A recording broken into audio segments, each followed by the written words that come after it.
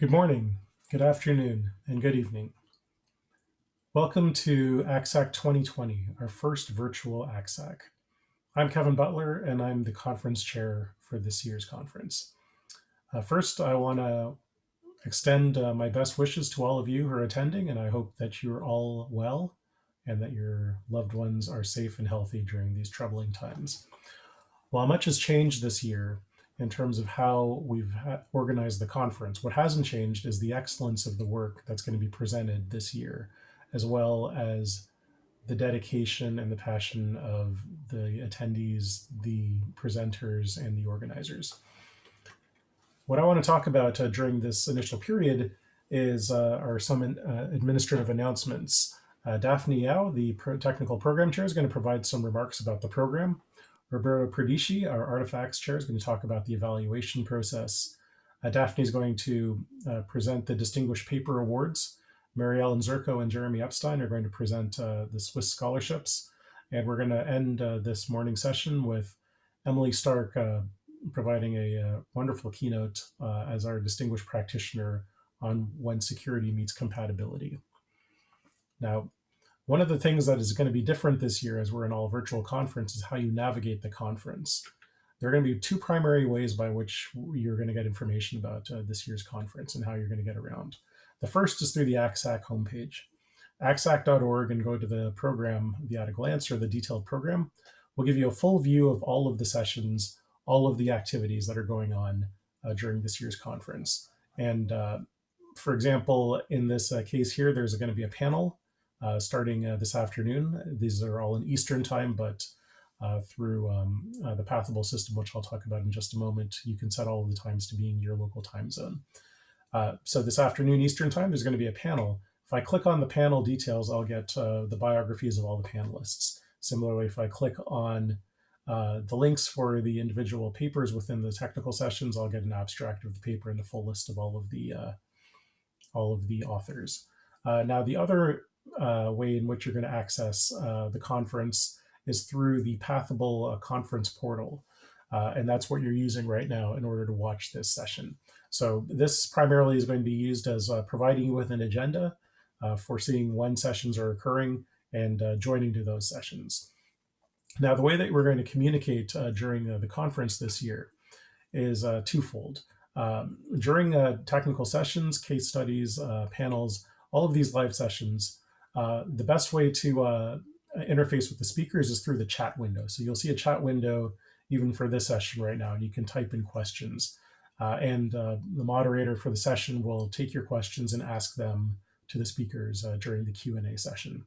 Some of the speakers might even answer some of the questions during the conference period before the Q&A.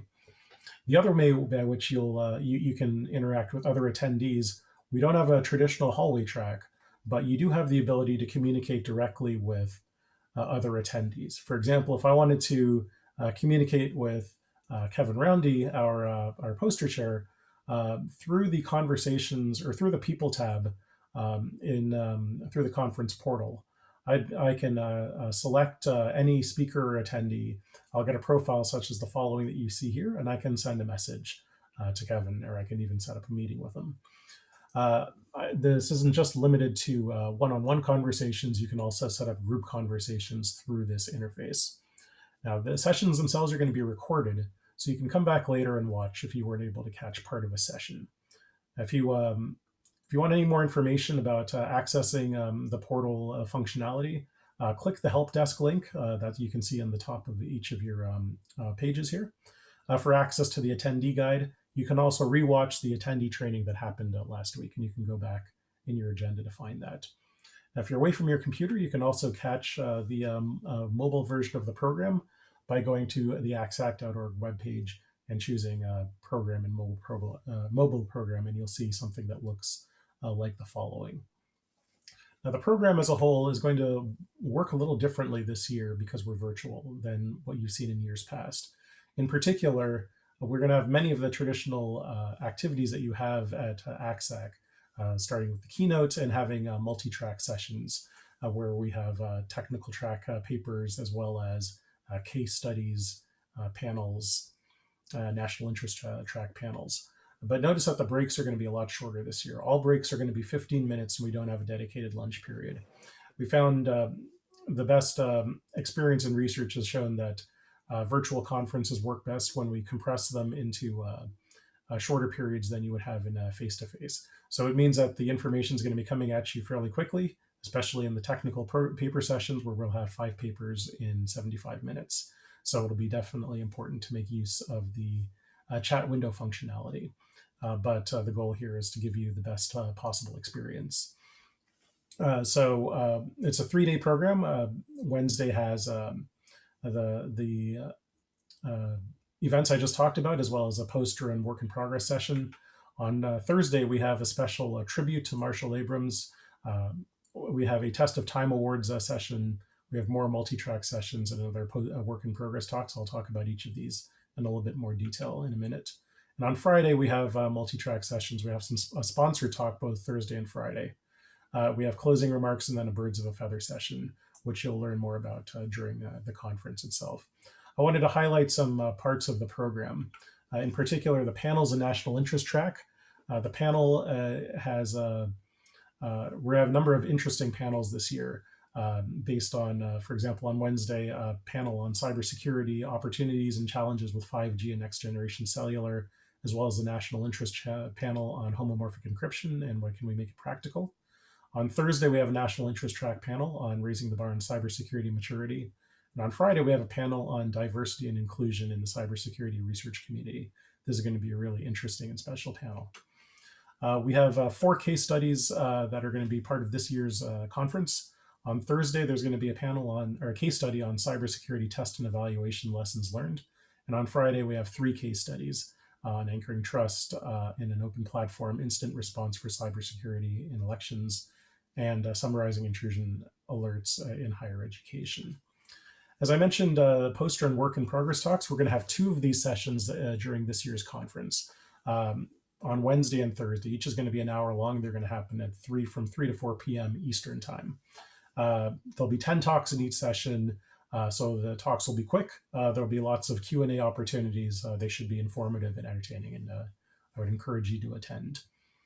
This year, we're also going to have a second edition of the Test of Time Paper Awards, which we started last year. These recognize and honor papers from the first 20 years of ACSAC's existence that have had a significant impact on the field. Special and new this year is going to be a panel of distinguished speakers. Who's going to be on that panel? Well, if you tune in tomorrow at 10:30 Eastern, you're going to find out. Jeremy Epstein has a great session lined up, so please tune in for that. And before that, at 10 o'clock Eastern tomorrow morning, is going to be the tribute to Marshall Abrams, which will involve recollections and remembrances of Marshall, who was the founder of ACSAC, and his indelible influence on both ACSAC and the security community. I wanted to take the opportunity to thank our sponsors. ACSA is our founding sponsor and has been a huge presence over the years. We're delighted this year to have IBM as our gold sponsor. IBM, as part of their gold sponsorship, is actually going to be presenting 2 sponsored talks from IBM researchers on Thursday and Friday. These will be 15-minute talks where a Q&A period will be a part of the discussion. So 2 really great talks lined up there. The first one on Thursday about memory corruption attacks during the Spectre era, and the second on a threat hunting retrospective from the DARPA Transparent Computing Program. The conference proceedings this year are going to be published by ACM. They're now available. If you go to the acsac.org/2020/proceedings, this will give you a referral link directly to the ACM Digital Library, where you'll find the contents of the proceedings for this year. So please make note of this URL and make lots of use of it, because that's where all the papers can be found. This link is open. It's an open access link for the duration of the conference. So you as an attendee, and actually anybody, can access papers until Friday. After Friday, a few days after the conference ends on Friday, there's going to be a more permanent link to the papers that will be an open access link if you go through this particular interface, acsac.org/2020/program/papers. Or if you go to the acsac.org website, choose program, and go to accepted papers from there. Going this way through accessing the papers means that you'll be able to get open access to the ACM Digital Library. Any other way will involve activating ACM's paywall. I wanted to really give my heartfelt thanks to the organizing committee this year. We had a very different conference experience planned when we were starting things. This conference was supposed to be in Austin, Texas. Due to the circumstances with COVID-19, obviously, we're virtual. The organizing committee made a huge amount of changes in a short amount of time to make this conference come together, to learn brand new processes, to work in this new environment, and they did a really fantastic job. It couldn't have happened without them, so I owe them a lot. And if you see any of these organizers, they have the organizer ribbons associated with their profiles. Please make sure to thank them. I'd also thank the steering committee for ACSAC this year, who's helped made a lot of the hard decisions in terms of how to position this year's conference in order to provide the best experience for attendees. And in particular, I wanted to give special thanks to the virtual conference committee that was charged with figuring out exactly how to run a virtual conference for the first time.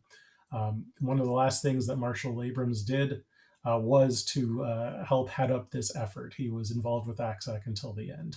And then Charlie Payne has been a huge benefit to the community, to ACSAC.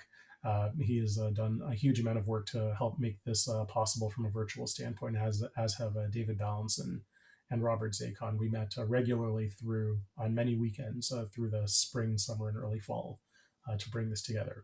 I'd also like to thank the conference direct team. Marcy, Maylee, and Michelle have been instrumental in providing us with a program and a set of transitions that should make things smooth and seamless. They're working behind the scenes to give us the best possible conference experience. If you have any issues, any questions for the conference direct team, go to the help desk interface and they'll be able to help. Please keep up with ACSAC on social media, especially on Twitter, where many of the events are going to be tagged with the ACSAC 2020 hashtag. Already some great social media postings have been made. Please make sure to follow those. With that, I wanted to thank you again for coming to ACSAC this year. ACSAC's always been a special conference that's brought many communities together, honoring the past while providing innovative ideas for the future. And on behalf of the committee, I hope you have an informative, enjoyable, and meaningful conference experience. Now, it's my honor to turn over the reins to Daphne, who's going to talk about the technical program. Hi, this is Daphne Yao. I'm the lead PC chair. On behalf of my co-chair Heng and Roberto, I welcome you to the conference. We have 86 members serving on PC this year, coming from 17 countries. Many of them are serving the conference for the first time. When we formed the committee, we try to balance the geographic representation. US remain to be the biggest country, but ACSAC is an international conference and something we do want to expand into different regions of the world. We also try to balance the academic industry and the government participation, as well as the gender diversity, and this is something that it will probably take years to work on, but those are the constraints that we take into consideration when forming the program committee. In terms of the technical review process, there are 2 rounds of review. We deliberately this year try to minimize the number of papers that got rejected in round 1, because round 1 only have 2 reviews, and so only 46 papers were rejected in round 2, and so some of them get outstanding reviews and was eventually accepted among the 17 papers, and we are very happy. The submission is 302 papers this year, a new ACSAC record. I want to say a little bit about the deployable and impactful security, and then touch on a more fundamental question: what is novel? What is novel research? And we are very glad that some reviewers championed papers that are related to deployable and impactful security, the hard topic theme. Some papers received 2-week rejects and then was revived and eventually accepted because of the relevance. And part of the issue is what is novel. And traditionally, if you have new math. It's easy to say, oh, this is novel, but then we want to, as a conference, we want to say that if it's solve real problem, filling the gap, and it's new, it's never been done before, it's addressing useful problems, that is novel. And as our discipline shifts and progress, and I think we all collectively need to think, should we redefine novelty? Should we expand the definition? ACM, DTRAP, the Digital Threats and the Research Practice, is a journal that in collaboration with ACSAC will have special issues. We are very happy to encourage work that contributed to solving practical and deployable issues. Another thing I want to quickly say is having intriguing titles. And here are some of the top ranked papers that have very interesting titles. You will see more of it during the conference. Having intriguing titles would go a long way, because what I realized during the review process, the dynamics is interesting titles, papers with interesting titles will get more bids. And then the reviewers would tend to have more excitement and more discussion about the paper, and then in the end have more tolerance for flaws and are willing to give benefit of doubt to the authors. And so this is just some anecdotal observations, and that's something to think about. I also want to, this is a fun, best ACSAC video production. As I was preparing the videos, I noticed there's one that just absolutely stand out. From Stefan Whiffling, and he will present at session 2B on risk-based authentication, just the lighting, the camera, the resolution, and he will tell us how to get this done. Finally, a big thank to all the authors contributing to our program, the PC members and organization committee members, and thank you so much for making this happen in such a special circumstances. Next, we'll have Roberto say a few words about artifact evaluation. Hi, everyone. As you know, ACSAC encourages authors of accepted papers to submit their artifacts for evaluation. This year, the Artifacts Evaluation Committee consisted of two groups of members, students and mentors. And students were tasked with the hands-on evaluation of the artifacts, while mentors were tasked with advising students and participating in the discussion before final acceptance decisions were made. The committee members did a great job, especially the students who participated in this process often for the first time, providing very useful feedback to the authors on both the artifacts themselves and their papers as well. Overall, we received 31 submissions, which is 44% of this year's accepted papers. In average, papers were assigned to 2 students and 2 mentors for a review.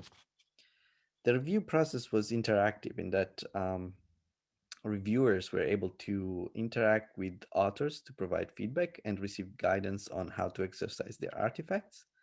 And we followed ACM's review and badging guidelines with a target of assigning either a functional or a reusable badge. In the end, we were able to assign 10 reusable and 16 functional badges. I also wanted to mention that we have established a partnership with the ACM DTRAP journal. And this year we have the first special issue based on extended versions of ACSAC 2019 papers. We received 20 submissions and accepted 13 of them, which are currently under publication process. We are renewing the partnership with DTRAP this year, and the guest editors plan to invite a selected number of ACSAC 2020 papers for consideration for next year's special issue. And now back to Daphne.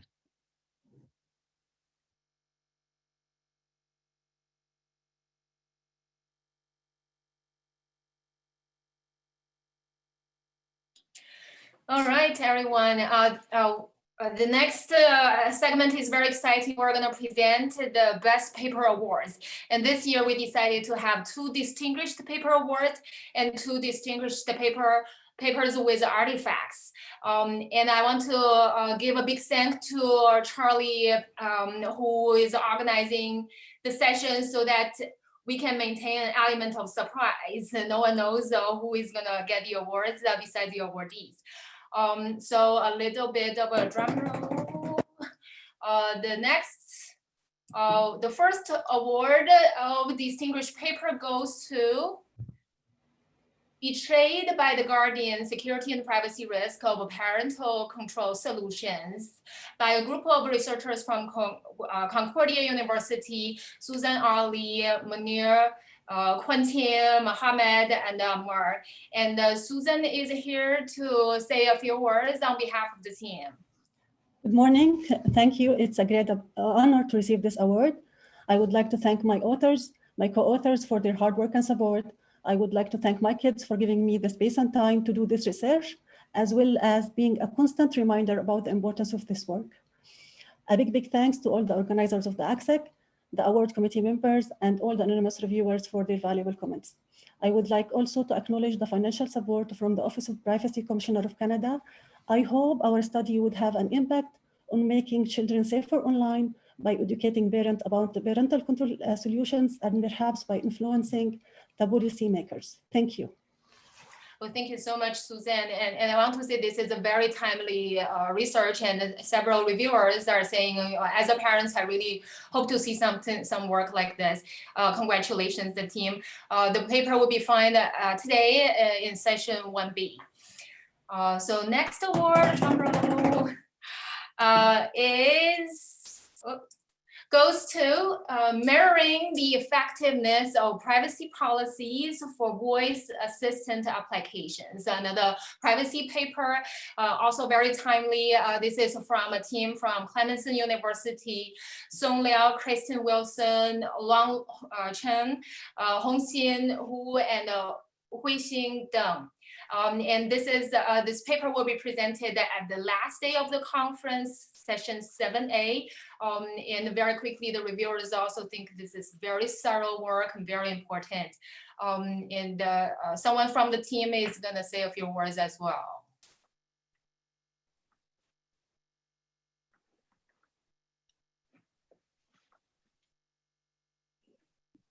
Oops. Anyone?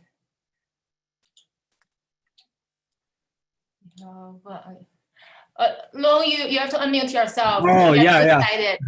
Good morning, everyone. This is Long from Clemson University. We are so excited to receive this award. It's our great honor, and thanks to the conference organizing committee and the community. So in this work, we analyzed the privacy policies of voice applications in Amazon Alexa platform and Google Action platforms. And we found a lot of interesting findings, and we shared those findings to the vendors and got recognition. So please check out our paper for more details. Thank you very much. Well, thank you so much. Congratulations, the team. Thank you. So next, Roberto will present the distinguished papers with Artifacts Awards. Let's welcome. Hello, everyone. So we are going to go to the papers with artifacts. So these are papers that participated in the artifact evaluation initiative for these years. Both of them received a reusable badge, which is sort of like the highest level of quality for the artifacts according to our committee's evaluation. Next slide. So the first award goes to CyberSoc, a synthetic attack injection to benchmark and evaluate the performance of security operations centers. And this is work by Martin Rosso, Michele Campobasso, Gandulga Kankuyag, and Luca Allodi from Eindhoven University of Technology in the Netherlands. Is any of the authors would like to say something? Yes, I'm here. Thank you very much. Well, I mean, when this project started, it was a tiny thing, and neither I thought this would end up to be like this, nor did my colleagues. Speaking of my colleagues, some of them, Michele should be here. I don't know whether you see him. But also thanks to Gandulga and Luca, this ended up to be not only a publishable paper, but apparently a really good one. So I'm really grateful for them being my colleagues and working on this together. I think I can talk for everybody when I say that we all felt really happy and honored receiving those good news. And if you think the title is interesting, then I would be happy to see you later today, I believe. Thank you very much. Thank you so much, and congratulations again. And you can find the paper will be presented in session 2A. So please make sure to attend. And the next one, last but definitely not least, is our second distinguished paper with artifacts award goes to Faulty Point Unit, ABI Positioning Attacks on Intel SGX. This is work by Fritz Alder, John Valbolk, Frank Pearson from KU Leuven, and also David Oswald from University of Birmingham. Congratulations. Yeah, thank you, Roberto. Yeah, we're very happy also about this award. So maybe for context, we looked at Intel SGX and some shielding runtimes there, and we found some ABI level attacks in there. And then when we were doing the artifact, we realized that we can actually do most of this attack in the simulator. So we made the artifact fully run in Docker and in the simulator, and hope that it can also like maybe work as a base for future or other researchers to like build up on this and use it for their attacks that can also work in a similar fashion. So maybe it helps out future researchers, and that would be quite cool. So very much, yeah, happy that we got this, and hopefully maybe see you on the session tomorrow. That's great. Congratulations again. Really great job, everyone. And you can find the paper in session 4A, if I'm not mistaken. So please, again, make sure to attend these great talks. And back to Daphne. All right, thank you so much. Thank you all. Congratulations. Next, I believe I'll stop sharing here, and then Jeremy will go ahead.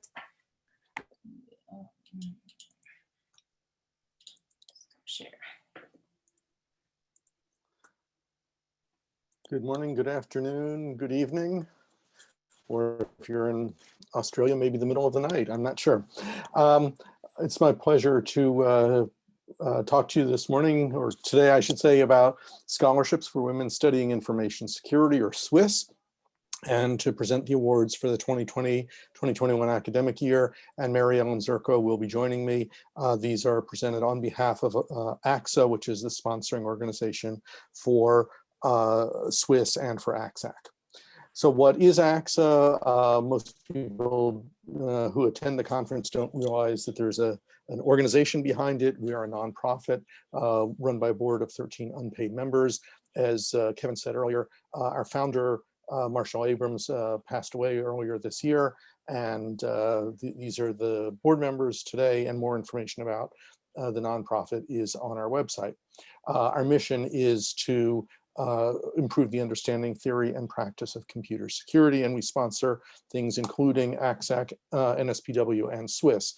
The goal of the SWIS program is to encourage women by studying information security by providing assistance at the formative stages of their field, of their careers, and we take a very broad view of what information security is, as you will see when you meet this year's winners in a few minutes.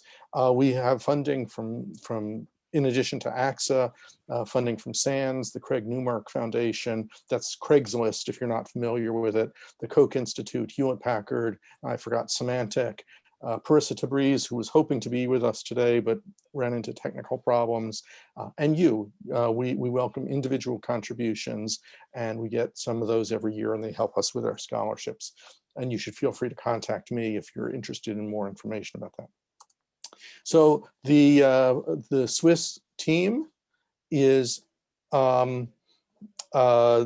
myself as the chair. I work with 3 other members of our board, and we have a team from the Computing Research Alliance Widening Participation Committee, and they review applications and make recommendations on who receives the awards.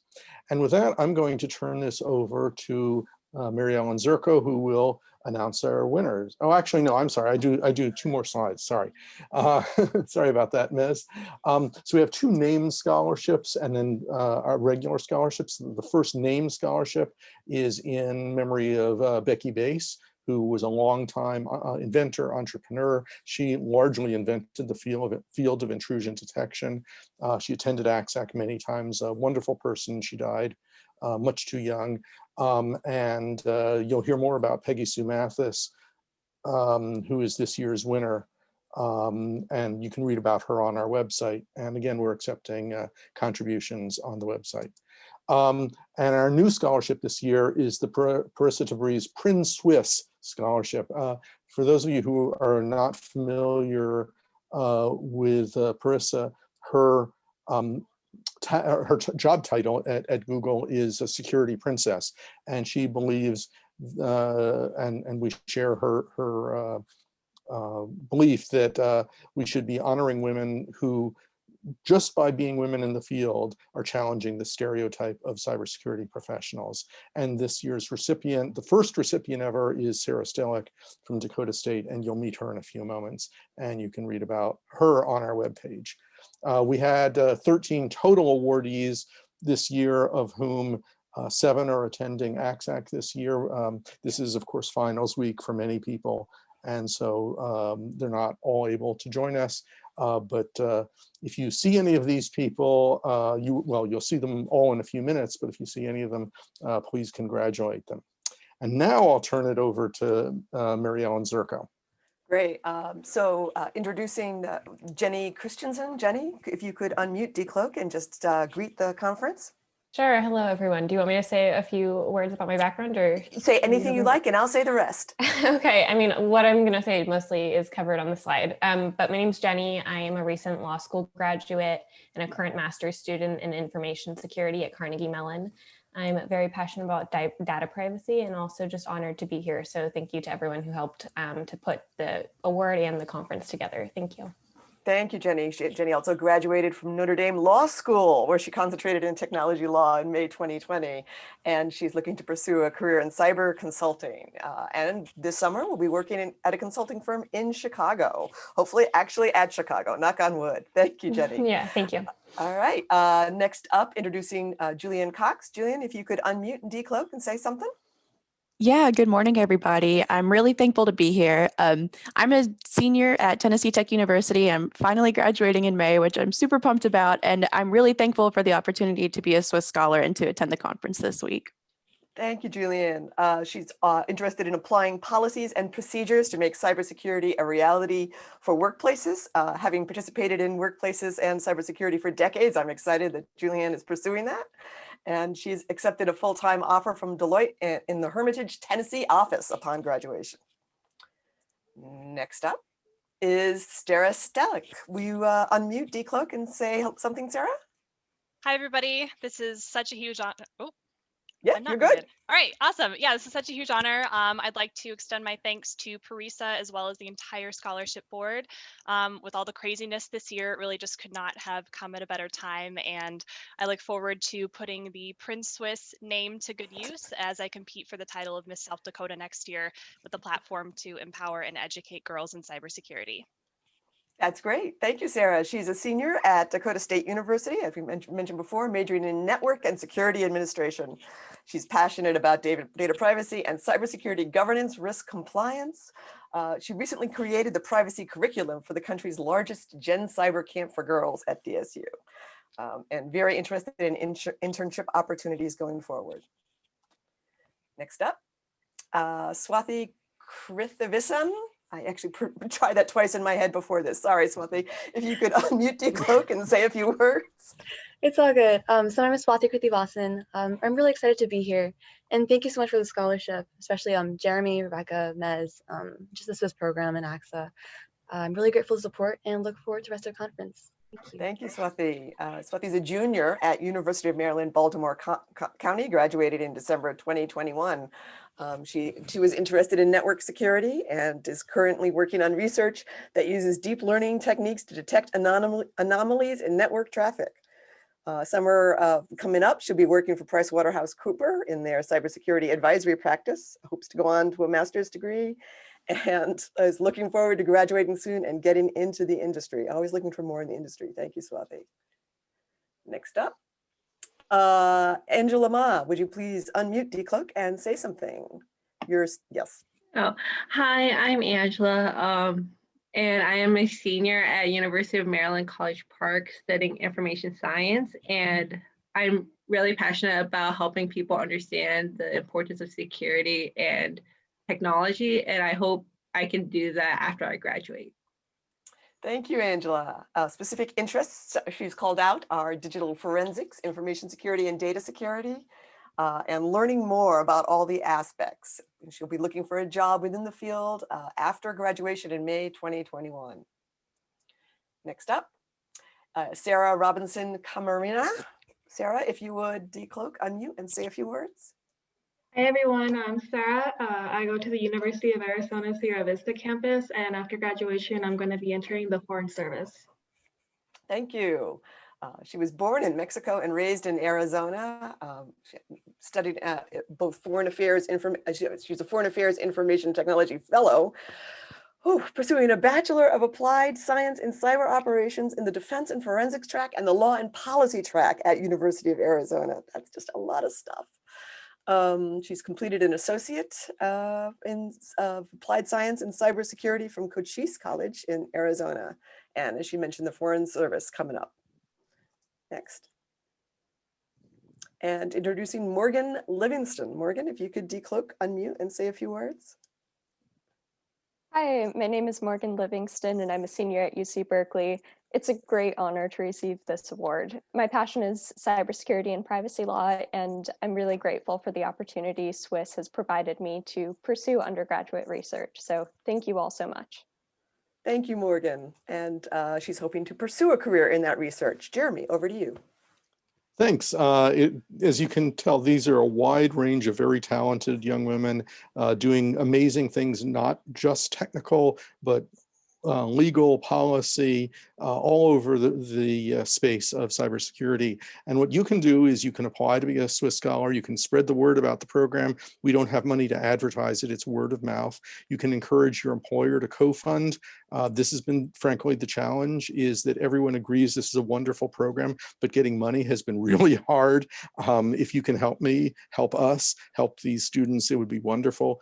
You can mentor and recruit our Swiss scholars. Several of them are looking for jobs, and contribute. Please talk to me if you're interested in helping with funding. We give out about $100,000 a year in total grants over the past per year for the past 8 years. So it's a lot of money we're putting out, and we could really use your help. The 2021-2022 program, it's always weird when at the end of 2020, I'm talking about the 21-22 program, but that's the way long-range planning is. So we'll be accepting applications starting next week through February 1st. Information on eligibility and applications is on our website, swiss.org, and thanks to all our funders. And with that, I will stop sharing and turn it back to Kevin Butler.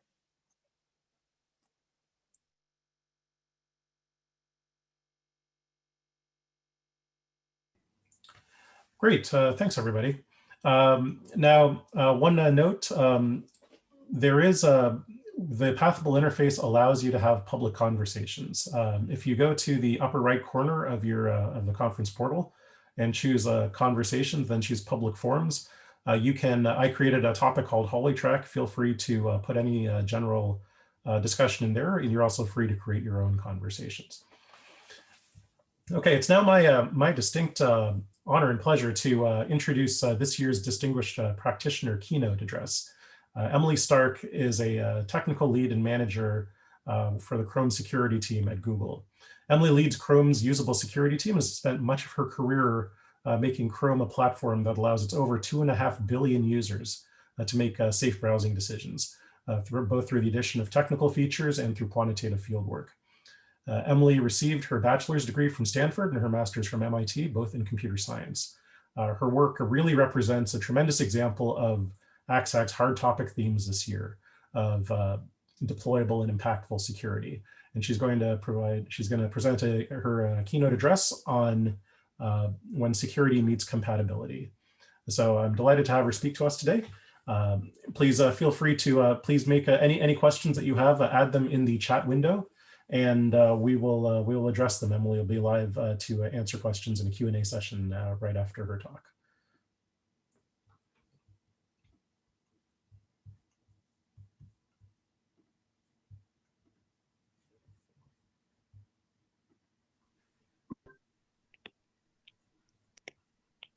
Hello. Thank you everyone for joining this virtual talk. I'm excited to be here. I published my first ever security paper in ACSAC. So I'm very excited to be giving this talk. ACSAC was the first conference I ever attended. It was in a very, very beautiful hotel in Honolulu, and it set me up with a very unrealistic expectation for how glamorous academic life is. So anyway, here I am. Today I want to talk to you about what I call the science of nudging an ecosystem. And to explain what I mean by this, I want to start with a hypothetical. Suppose that you work on a browser security team, just like I do. And tomorrow, an academic researcher drops a major protocol level vulnerability in TLS 1.2. Now, in case in reality, maybe you don't work on a browser security team, and you may not be familiar with the lay of the land here, TLS 1.2 is currently the most common version of TLS deployed on the web. And its successor version, TLS 1.3, is widely used, but is not by any means universally supported or used by servers yet. So in our hypothetical, suppose you get wind of this major vulnerability in TLS 1.2 tomorrow. So you find out that the protocol itself is fundamentally insecure. Your task in this imaginary scenario is to get as many web servers as possible to migrate to TLS 1.3. And then eventually, but as quickly as possible, you want to remove TLS 1.2 support from the browser so that users are no longer exposed to this vulnerability. So my question for you is, if you were in this hypothetical scenario, how would you go about doing this?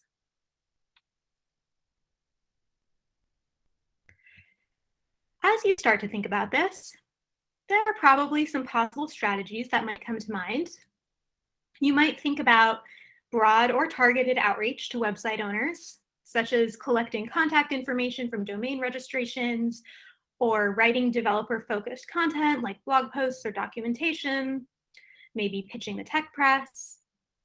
You might think about coordinating with other web browsers, or getting hosting providers or CDNs to contact their customers. Or you might think about phasing in the deprecation in the product itself through maybe developer-facing tools or a variety of less aggressive or more aggressive warnings that end users actually see. And at a higher level, you might also wonder how to even choose among these various strategies and how to evaluate whether you made the right choice. Because how do you know whether the deprecation strategy that you chose among these various possibilities of strategies, how do you know the one you chose is the one that will result in the fastest ecosystem change with the least user pain and frustration? This TLS 1.2 deprecation, which is completely imaginary, is an example of what we might call a security positive incompatible change, meaning a change that breaks existing websites, it's incompatible with existing websites in the name of security. And it actually happens quite often, maybe a couple times a year on average. And every time we roll out a change like this, we have to choose a strategy. Of course, breaking changes happen all the time on the web, not just for security reasons. But security-sensitive breaking changes do have some special complications. So you might wonder what's different about, for example, removing trust in a certificate authority or removing support for an old version of TLS. What's different about those from removing a CSS selector or deprecating a JavaScript storage API, which are non-security breaking changes? Well, there are a few things that tend to be different. First of all, security-sensitive breaking changes, not always, but sometimes they can be urgent. A new vulnerability that is being exploited against real users right now and requires a breaking change, that would be urgent. Even when they're not urgent, they are often time sensitive. The longer that we wait to make the change, the more risk our users are exposed to. And this would be the example with the TLS 1.2 deprecation. If someone announced a vulnerability in TLS 1.2, most likely it would be something that's not super easy to exploit, not being used against large numbers of users right now.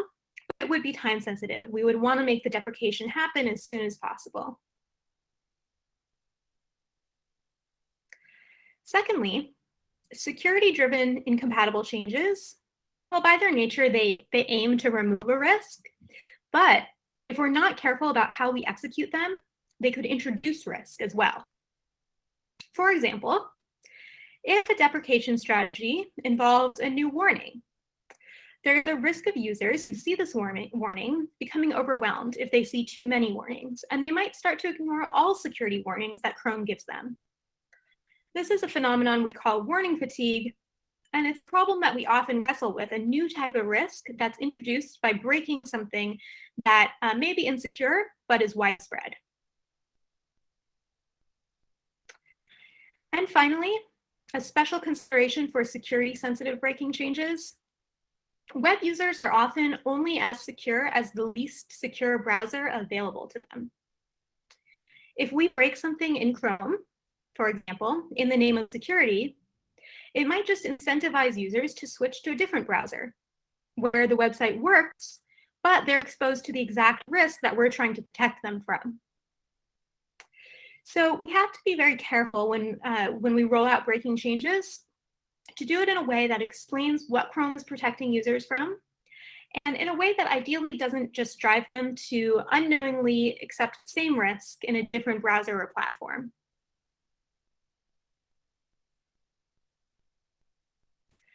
Today, I'm going to tell you more about how we in Chrome security approach these highly sensitive deprecations. Breaking the web really is more of an art than a science, but whenever possible, we try to approach it scientifically. And that's what I'm going to focus on today. My hope is to shine a light on how your potentially disruptive security research might be able to make its way into the real world, what processes and considerations you need to follow for that to happen. And I also want to highlight some open research questions in this area. So I'll start by describing the general process for incompatible changes in the Chromium project, and then I'll dive into some security relevant case studies for different steps in the process.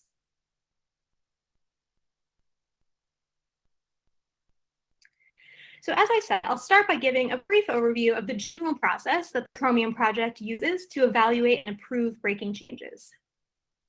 This process, what I'm going to talk about here, is mostly not specific to security-sensitive changes, but hopefully it gives you an overview of what's involved. And I think you'll quickly notice that there's a lot of judgment calls and case-by-case evaluation involved in the process. And that's why it's sometimes hard to know how to do it most effectively. Now, the first step in any incompatible change on the web is to assess the damage. And there are lots of different ways to measure breakage.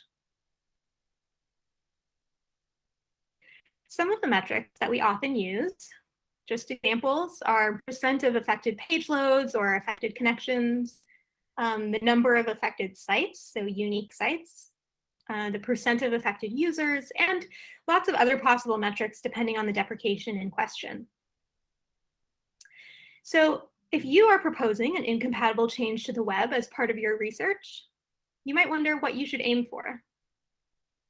And as a very, very rough rule of thumb, 0.001% of page loads is considered small breakage.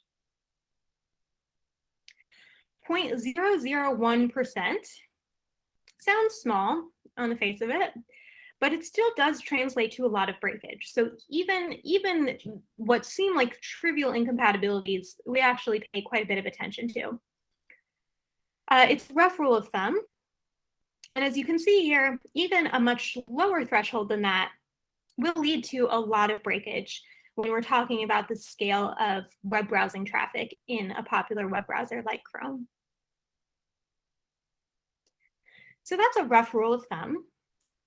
But sometimes even more bespoke measurements are required to make the case that breakage is acceptable. And I'll give an example from the security domain.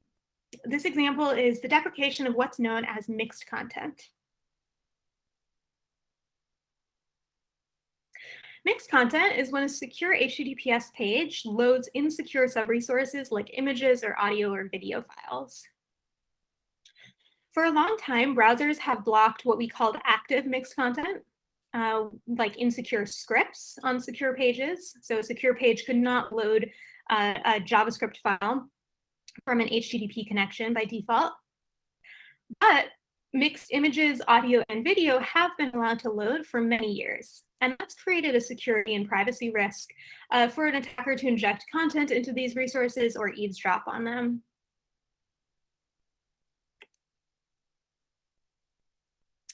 A couple years ago, on the Chrome security team, we decided to do something about this. And we embarked on a quest to remove mixed content entirely from the web. Since mixed content had been allowed for so long with no sign of a deprecation in sight, it was actually quite common. And at the time we started this project, it affected about 3% of page loads and more than 4% of URLs in the HTTP archive in 2018, as you can see in this graph here. This is a graph of mixed images in the HTTP archive. And if you're not familiar, HTTP archive is a public data set of crawled web pages, and it's a common source of metrics for deprecations.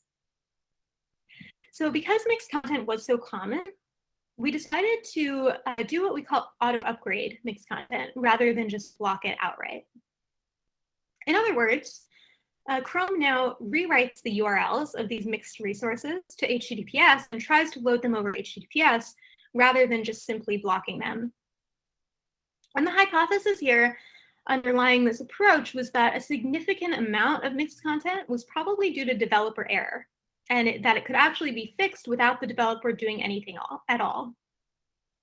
In other words, the content was already available over HTTPS, and it was just a developer mistake to load the sub-resource with an HTTP URL rather than an HTTPS URL. And this auto-upgrading strategy then introduced two interesting measurement challenges that needed bespoke approaches. The first challenge is that we could no longer determine the breakage rate without actually causing the breakage, because this auto-upgrading was new behavior. So we knew how many page loads had mixed content on them, but we didn't know how many of those would auto-upgrade successfully when we actually rolled out auto-upgrading. So we couldn't get a real estimate of how much breakage there would be from this change until we actually rolled out a live experiment of auto-upgrading to a small percentage of users. And this live experimentation strategy is somewhat unusual for metrics gathering for a deprecation in Chromium. But it did work in this case, and it allowed us to discover that about half of mixed content could indeed be transparently fixed by auto-upgrading it to HTTPS. The second challenge was that theoretically, this auto-upgrading approach could have caused its own type of breakage. The fear here was that if the browser is rewriting a sub-resource's URL to use HTTPS instead of HTTP, who's to say that the HTTPS sub-resource is actually the same resource, the same file as the HTTP version? Theoretically, there's no reason that the server has to provide the same resource over HTTP and HTTPS. And if the server is providing different resources, we could potentially cause some new exciting form of breakage, possibly even a security risk. And this is another example, like I was talking about at the beginning, of how a security-related breakage event could actually introduce more risk other than the risk it's trying to mitigate. So initially, because of this possible risk, we weren't entirely comfortable saying that about half of all mixed content could be auto-upgraded, when in fact, we don't know if the auto upgrade was actually resulting in the same resource. We just knew that it returned an HTTP 200 response. So for this problem, we built a pipeline that consumes the HTTP archive, that public data set of crawled web pages that I mentioned. And we analyzed all the mixed content in the HTTP archive and compared the HTTPS version of each mixed resource to the HTTP version, using some tricks in there like fuzzy hashing, image comparison algorithms, because we had to account for allowing some small inconsequential variations. And with this comparison pipeline, we were able to determine that about 99% of mixed resources are equivalent to their HTTPS versions. And so that was a reassuring result.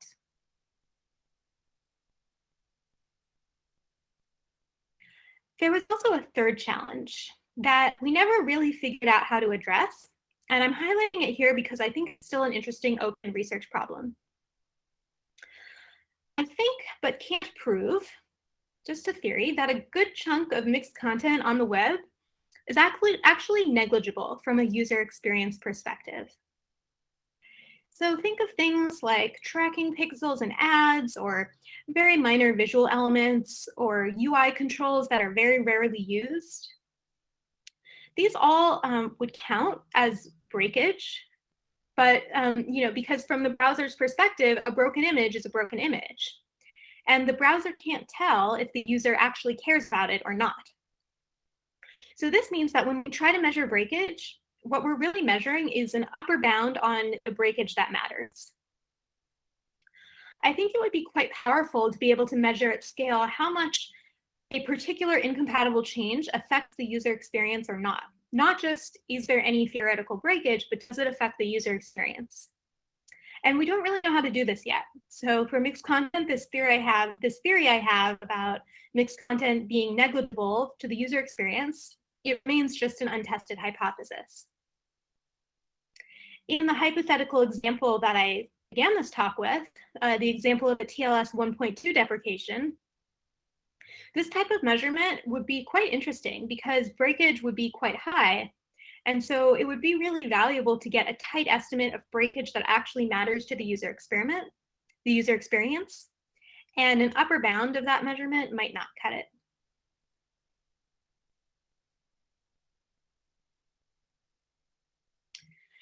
So as you can see with this mixed content example I've walked through with these bespoke measurement questions, this very first step in the deprecation process, measuring breakage, assessing the damage, it can be quite involved. Afterward, the next step in shipping an incompatible change is to get approval from the powers that be. And I'll explain what I mean by that. After assessing the damage, the next step is to send what's called this intent to remove email to a public Chromium mailing list. It's an intent to remove a web feature, and it's used for any kind of breaking web incompatible change. And again, this is a public Chromium mailing list. You can go look at these intent to removes. You can send one yourself too. The email follows a template that you can see here that assesses many aspects of the change. It looks at things like how much burden does it place on developers to work around it, how severe is the breakage from a user perspective, and how does the change affect the user experience? Are other browsers implementing the change? Is it standardized? And many more dimensions like that. All this information is reviewed, and then it gets needs approval from 3 senior project members. And this is where a lot of the art and judgment calls come in. For example, an urgent security change can have a much higher acceptable breakage rate than a small aesthetic change, for example.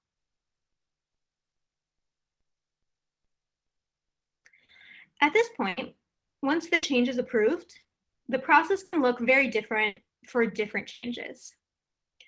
At the very least, the standard process for all web incompatible changes is that there's usually a message that shows up in the developer tools console, as you can see here, for a couple releases before the incompatible change is actually landed. So this is an attempt to give developers some heads up at the very least. But depending on the change in question, as I've discussed, there can also be months of intensive outreach campaigns, opt-in or opt-out phases where users or developers can opt in or opt out of the change, many other elaborate deprecation strategies depending on how severe the breakage is. And in the rest of the talk, I'm going to be getting into more detail about how we can evaluate and experimentally compare these strategies. Ultimately, even though there is this well-oiled and well-exercised process for shipping incompatible changes in Chromium, as I've discussed, there is a lot of latitude in how each change is executed. And that's why I call it more of an art than a science. So personally, when I read research papers that propose incompatible changes, I find them most compelling when they consider all these aspects of a breaking change that we consider as part of the Chromium deprecation process. Also, on the other side of the coin, I want to emphasize that there is this very commonly used process. It exists, it happens all the time, it's used all the time, and even if it involves some judgment calls.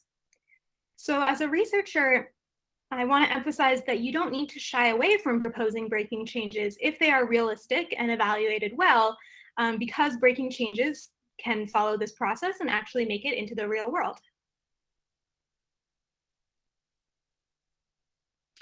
So this is an overview of the deprecation process, but I haven't talked yet much about the science of choosing a deprecation strategy.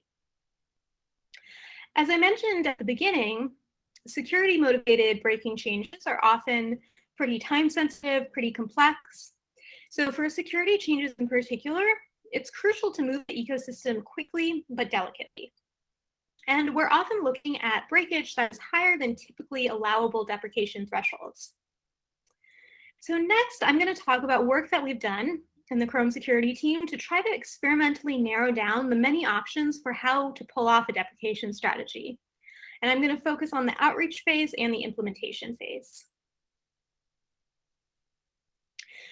Okay, so let's return to our hypothetical example where you're working on a browser security team and you're trying to drive down TLS 1.2 usage as much as possible so that you can deprecate it. Let's suppose that outreach to affected server operators is part of the deprecation strategy that you've chosen. In one way or another, you want to contact these server operators to let them know that they need to update their servers to support TLS 1.3. At first glance, outreach maybe doesn't seem like something that you can run experiments with. And that's more or less true for broad outreach. You can't really publish a blog post and then have one group of server operators see it and another not see it and see which group remediates the issue faster. Just doesn't really make sense. You could do some qualitative work.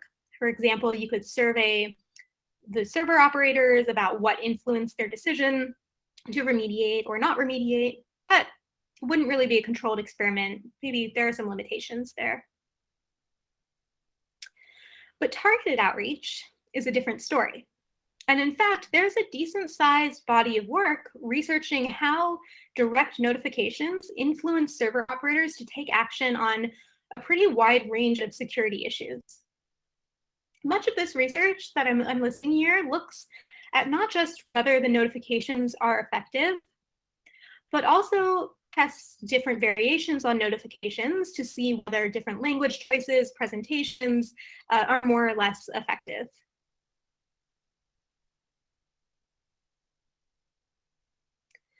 My team ran our own experiment of this nature to test whether direct notifications can influence server operators to fix HTTPS misconfigurations.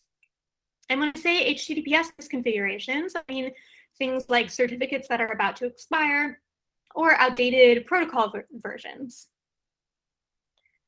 So we crawled the web to discover millions of sites with such misconfigurations, and we divided them into various experiment groups testing different types of direct notifications. One of the main variables that we looked at was the channel of the notification. And by channel, this is what I mean. One channel was Google's Search Console product, which is a tool that you can see here that website owners can register for to receive insights about how Google is crawling their site And this includes direct emails about discoveries like security issues. Another channel that we looked at was a direct email, not going through Search Console, just an email to an email address that we discovered via a Whois lookup.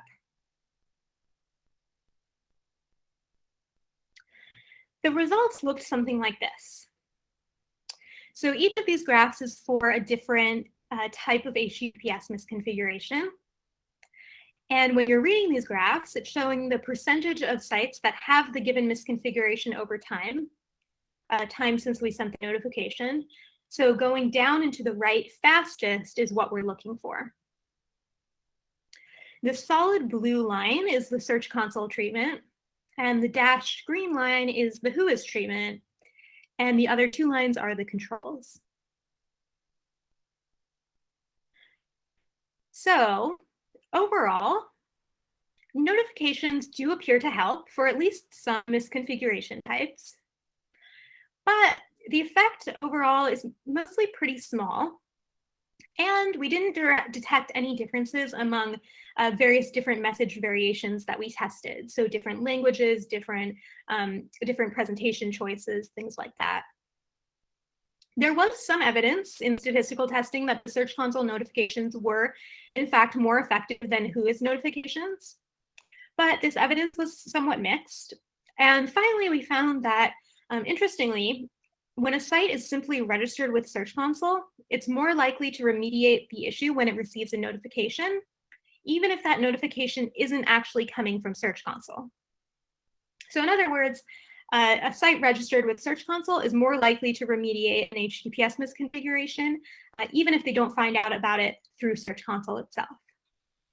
So that was kind of an interesting result on its own, but also a population difference that we needed to account for in all the tests that we did.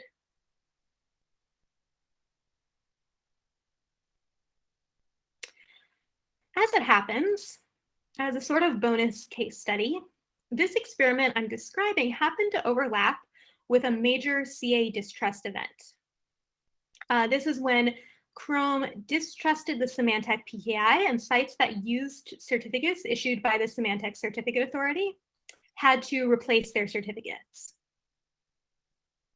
Now, we could draw an interesting contrast between this Symantec distrust event and the other HTTPS misconfigurations that we were studying with these notifications. In the Symantec distrust, the breakage was going to happen. We had set a date for this distrust event. It was going to cause a bunch of sites to show a big scary certificate error, full page warning, unless they replaced their certificate. So the breakage was announced, and it was now a matter of getting as many affected sites as possible to fix, get a new certificate before the breakage date arrived. Whereas in contrast with the other HTTPS misconfigurations that I talked about, the ones that we had already sent notifications about, in those cases, there was no timeline for actually removing support for those configurations. We wanted to get site owners to fix them, but there was no firm plan for anything bad to happen if they didn't.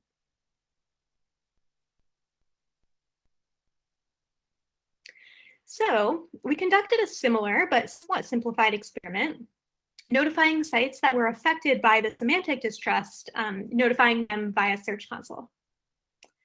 And here in this other experiment, we didn't detect any significant effect of the notifications at all. We also noted that in this experiment, the absolute remediation rates, even for the control group, were much higher than for the other types of misconfiguration that we studied. So our theory was that in an event like the Symantec distrust, where there's a lot of publicity and broad outreach, and the threat of breakage is pretty imminent, so site owners are highly incentivized to act, the effect of direct notifications is pretty much completely diluted by these other dynamics that are at play.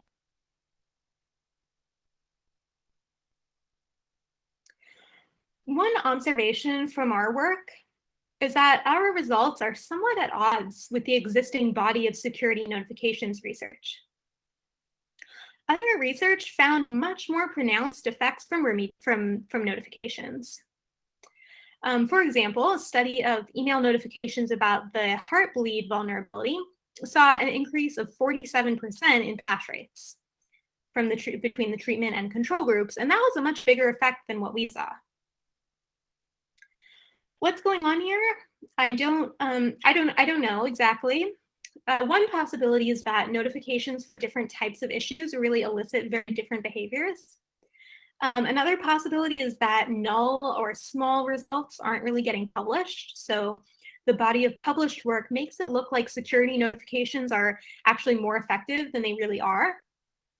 Personally, my takeaway that I take to my own work is that direct targeted outreach isn't a surefire standalone strategy. If you find yourself pondering whether an incompatible change is realistic, you might want to consider what other than targeted outreach or what you can do in addition to targeted outreach that might be able to motivate site owners to take action.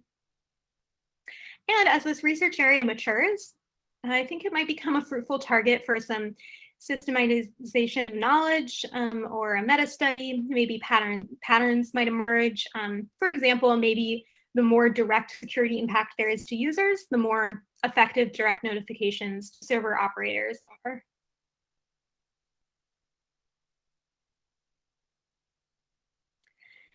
So I began this talk by telling you to imagine this hypothetical scenario that your task is to get as many server operators as possible to move to TLS 1.3. And then eventually, you want to remove support for TLS 1.2, this hypothetically insecure protocol, from the browser. Now, there's actually a sub-question hidden in there, and I want to make it explicit now. What does it even mean to remove support for some particular configuration? What does it mean to say we're no longer going to support TLS 1.2 in the browser? And there's a spectrum of options here, from simply removing support and showing a generic error to showing any number of a softer set of warnings that the user can choose to ignore. So here are some examples of points on that spectrum and these are examples specifically for HTTPS related incompatibilities.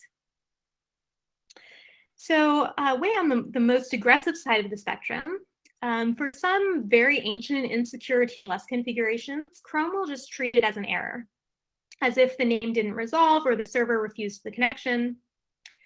The resource load will just fail, and there's nothing the user can do about it.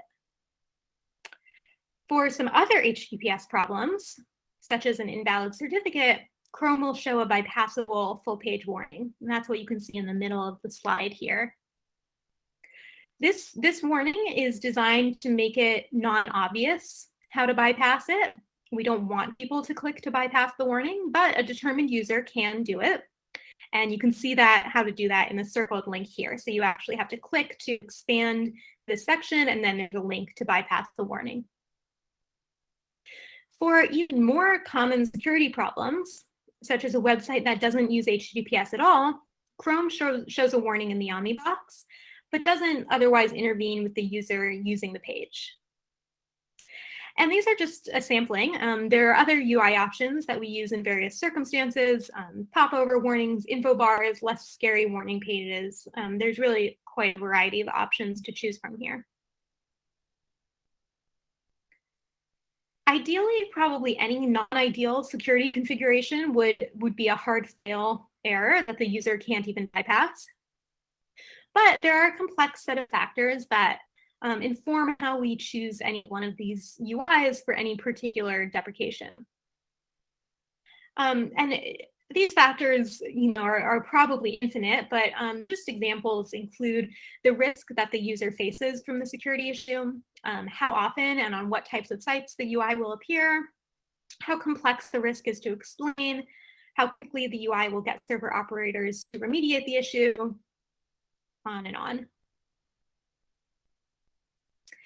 Now, in this TLS 1.2 hypothetical example that I gave, we would be facing an issue that users encounter quite commonly. I mentioned TLS 1.2 is still quite widespread on the web. So a hard fail error would probably be a no-go, and we'd want to pick somewhere else on the warning spectrum. These kinds of cases are very interesting and challenging because they have a complex optimization function. And what I mean by that is that the stronger the warning, so on the more aggressive side of the spectrum, the more we run the risk of creating warning fatigue, which is when users see warnings everywhere, they're constantly told they're at risk, and they therefore start to ignore them. That's the risk we run when a warning is very strong and in your face. But the weaker the warning is, the more subtle it is, and the easier to ignore or miss, the slower that sites might remediate. And we suspect that sites that are experiencing a full non-bypassable warning, so way on the more aggressive end of the spectrum, are going to remediate faster than sites with a more subtle warning that users or server operators might not even notice in the more subtle cases. So somewhere, we hope somewhere in the middle here, there's a happy medium, which is a UI that, in our hypothetical example, would encourage server operators to move to TLS 1.3 quickly, while informing users of the risks of TLS 1.2, but not annoying or scaring or confusing them too much. So those are all the things we're balancing when we choose a UI.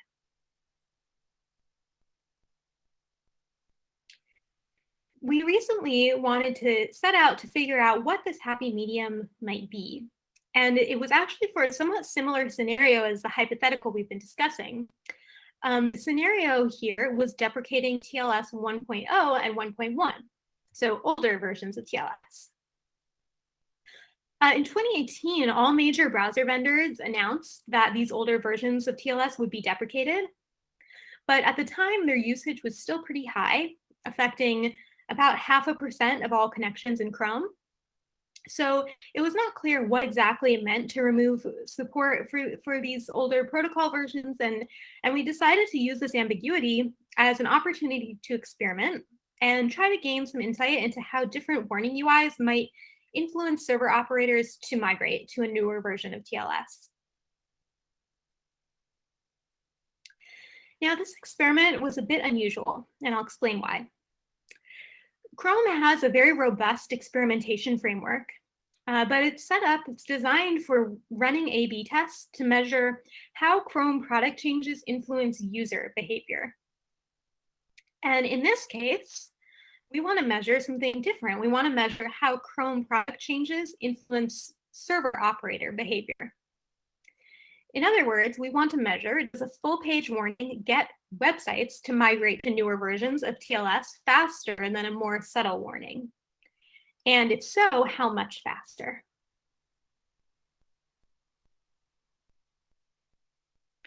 So we built some custom infrastructure for this experiment. We crawled the web for sites that needed to migrate off of TLS 1.0 and 1.1 to a newer version.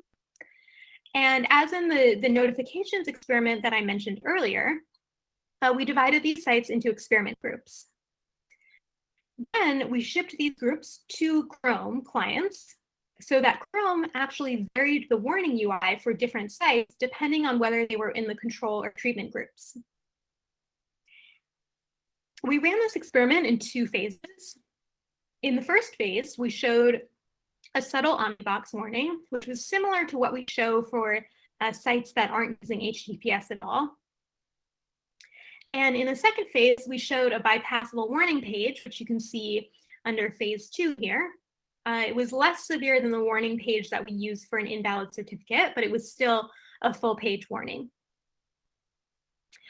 Then we measured how quickly sites adopted modern TLS versions for sites in the treatment group that had these warning UIs versus sites in the control group, which didn't get any warning UI at all in Chrome.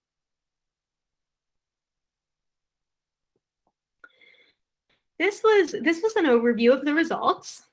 The graphs are showing, this is actually the opposite of the graphs that I showed in the previous experiment. These graphs are showing the percent of sites that have remediated over time. So here up and to the right, faster is better. And you can see here that, as expected, the full page warning UI in phase 2 caused significantly faster remediation than the more subtle warning in phase 1. The phase 1 UI did, though, have some effects in encouraging remediation. It was a less pronounced effect, but there was an effect. And overall, another thing to notice is that overall remediation was way higher in phase 2 than phase 1, even in the control group. And we don't know for sure why, but it's not too hard to imagine some theories. There might have been greater public awareness of the change at this point of phase 2. Or it could be that the control sites benefited from the warning treatment indirectly. So for example, sites that were hosted by a shared hosting provider, the hosting provider might have learned about the warning UI and upgraded the TLS version for all of its customers at once. So that would have remediated the issue for control sites on that shared hosting provider, even though those specific control sites weren't getting the warning UI.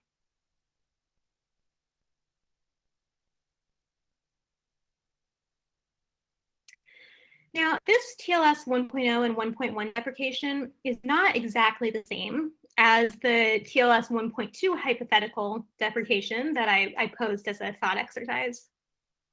TLS 1.2 would be in much higher usage if we needed to deprecate it tomorrow. So we might not be able to exactly apply the results of one to another. Every security-related breaking change has its own unique special challenges and circumstances. So again, it's an art, not a science. But by running experiments like this, I have found that we do start to build up some fairly well-grounded intuition about what works and how well it works. So to conclude my talk today, I want to zoom out just a little bit. I've talked a lot about the particulars of the measurement and deprecation process and the experiments that we've run to make decisions about how to roll out a breaking change. Things like, should it be done quickly or gradually? How does user-facing browser UI make its way into motivating site owners? How we can best reach site owners directly? But if there are two things that I want you to take away from this talk, it's these. First of all, it's that incompatible changes get deployed all the time on the web platform. And there's a process and lots of prior art for how to do so, especially when it comes to security-related changes, which we've put some special thought and experimentation into understanding how to do well. Anyone can propose and implement breaking changes in the Chromium project, as long as they measure the breakage carefully, make a case for why it's acceptable, and evaluate the different various axes I've talked about, like developer impact, standardization, things like that. When I'm reading a research paper that aims for real-world impact, I would almost rather read a paper that proposes a careful and realistic deprecation strategy, rather than a paper that introduces a lot of complexity to avoid any amount of incompatibility. In other words, a thoughtful incompatibility is probably a lot more shippable in the real world than a complex compatibility hack, especially if there's a delta in security properties there. The second takeaway is that the deprecation process itself can be studied empirically. And my experience is that it's actually a fruitful, interesting research area. At first glance, the details of a deprecation they kind of look like a product strategy question where you just have to make informed decisions as best you can and then try to incorporate the results into your experience as you go forward. But I think some details of deprecation strategies can actually be tested experimentally. And because of the work that we've done in this area with security-related deprecations, I feel that we now know much better how to rely on targeted developer outreach, as well as different browser UI treatments for moving the ecosystem. I hope that this talk has given you some insight into how incompatible changes are deployed on the web. How can we think about them as a research area, especially with all the exciting complexities that are introduced when the change is security related. If we go back to the thought exercise I posed at the beginning of this talk, my hope is that if you were in the position of deprecating TLS 1.2 on the web tomorrow, and I hope none of us will be in that position, but if we are, I hope that you'd now have an idea about how to go about doing that, or at least have some ideas for interesting experiments to run in the process. So thank you very much for listening, and I'm looking forward to your questions.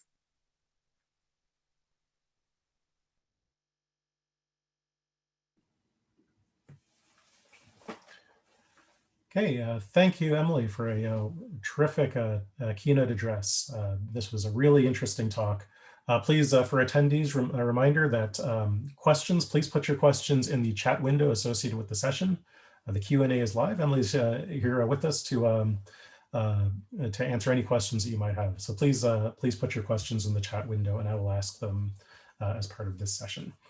So let me, as people are thinking about their questions and thinking about typing them up, let me ask a question myself. This is a really fascinating approach to deprecation, and it's something I've thought about a lot, mainly in the context of things like routing security. So we often hear about the challenges of having flag days, and how just even the thought of having creating something that creates incompatibility makes it sort of a non-factor with regards to implementation.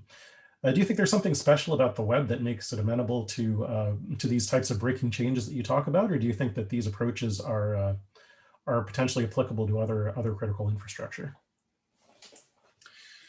Yeah, thanks for the question. I do think every ecosystem probably has its own unique properties. Most of my experience is with the web or web adjacent ecosystems. So, I can't speak from experience much to how incompatibilities go over in different ecosystems. I do think there is something a little bit special about the web. I think web developers are used to the web changing fairly often. So there may be some advantage there to rolling out incompatible changes on the web as compared to other ecosystems where there's maybe less tolerance for things shifting out from underneath the participants in the ecosystem. Yeah, so I think that's an interesting. I think that's an advantage of the web in some ways, that we can change things, but it also makes it a little bit more volatile platform to develop on, maybe. Sure, thanks for the answer. So let me ask you another question. This about the way that you do warnings. I was wondering whether cultural concerns or other non-technical factors come into account. For example, do you need to tailor warnings, for example, to different cultural sensibilities, or have you seen evidence of needing to do these sorts of things? Do people in the States, respond to aggressive warnings about breaking things differently from other places, as an example? Yeah, definitely. We do look at various warning-related metrics and other metrics in Chrome, break them down by country or other demographics as makes sense for the particular metric.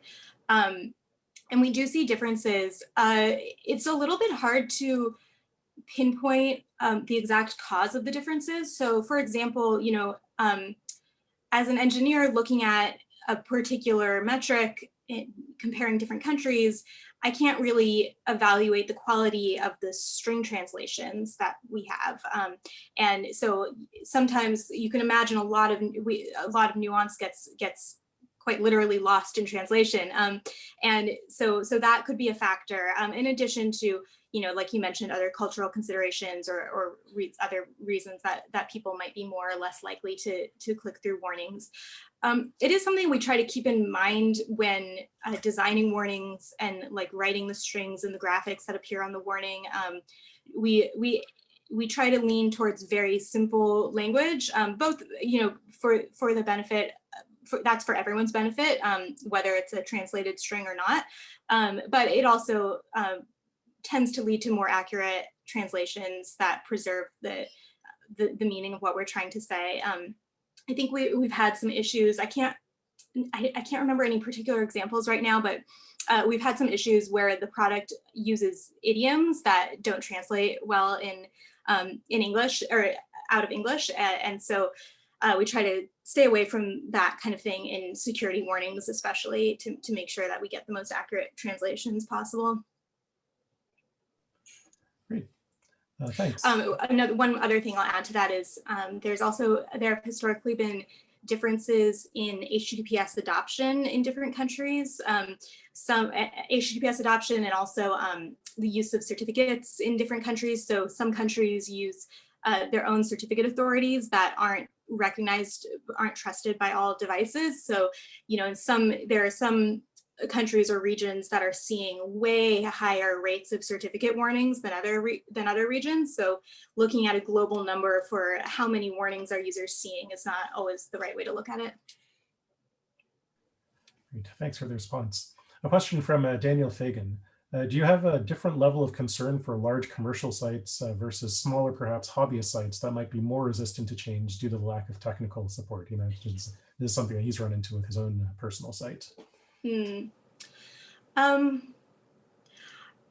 don't think we don't consciously apply different philosophies to different categories of sites or different verticals or anything like that.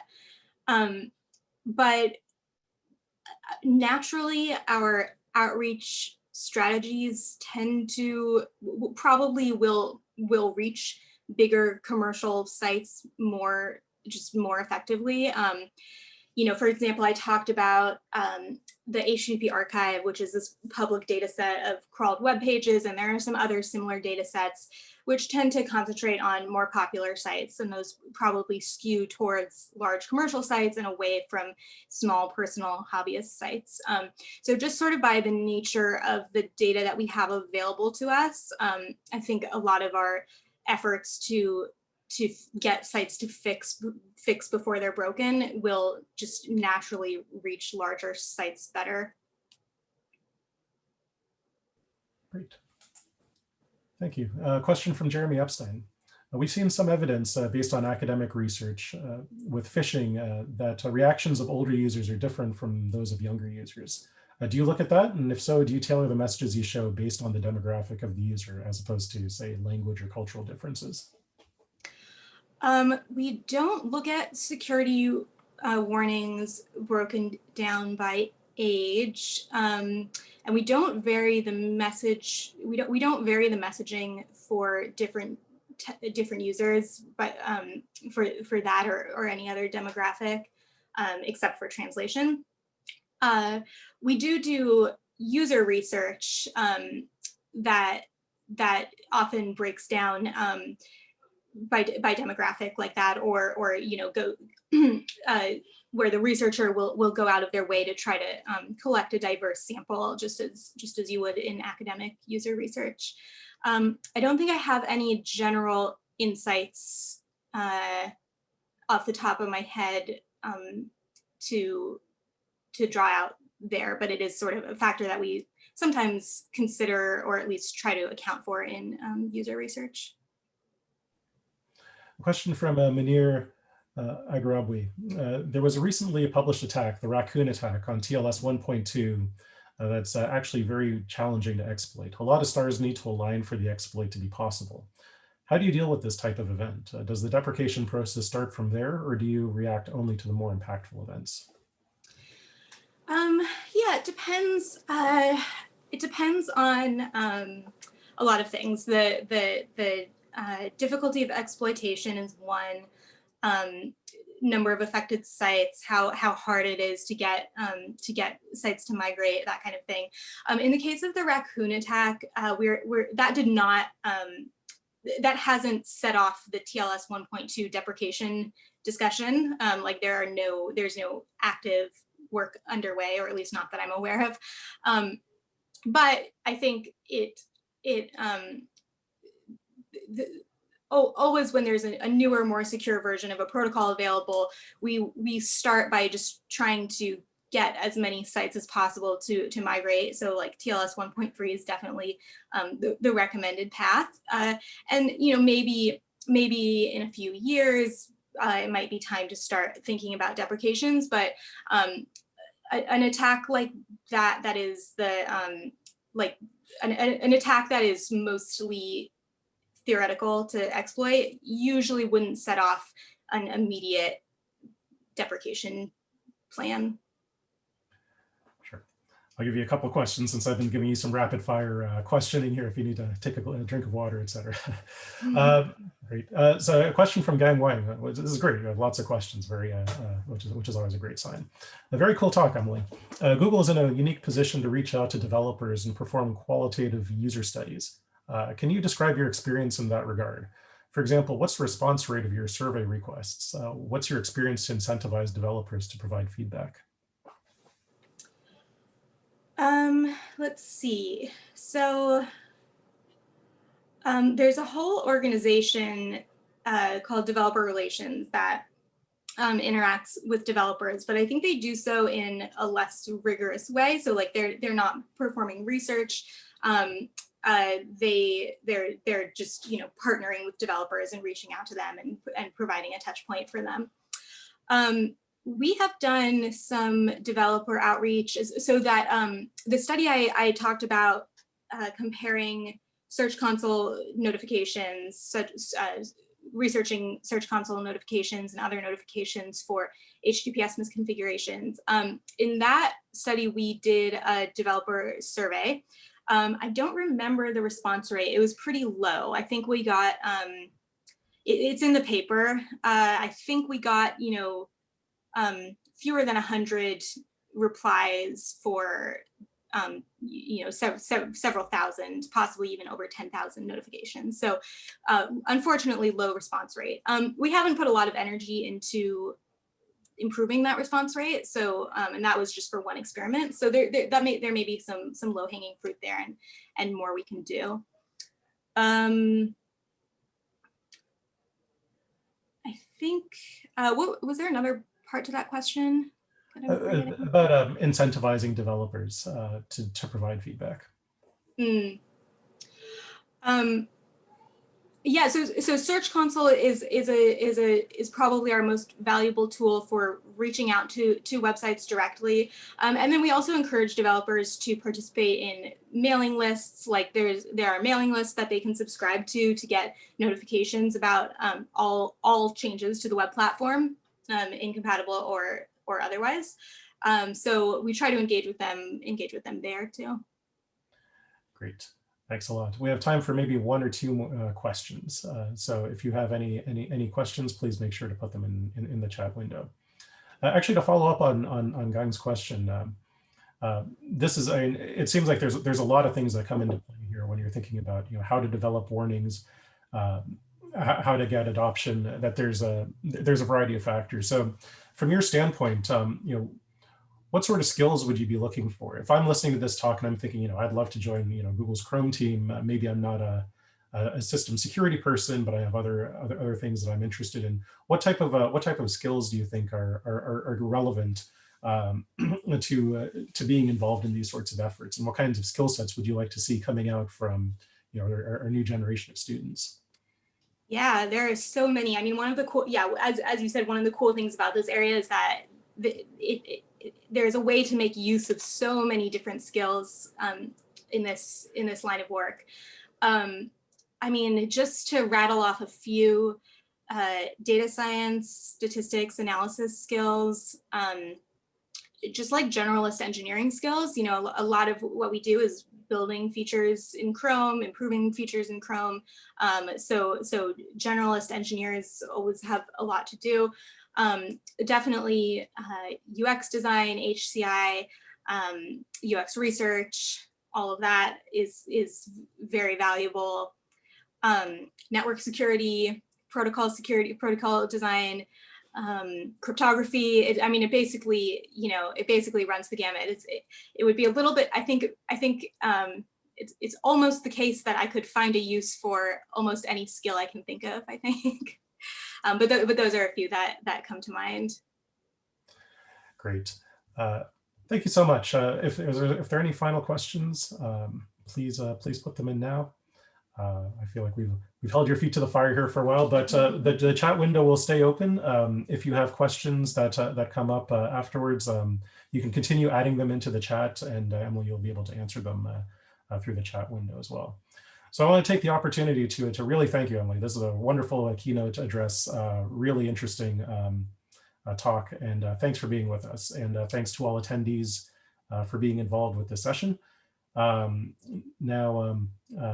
Yeah, thanks for the really great talk. Thanks for your great answers.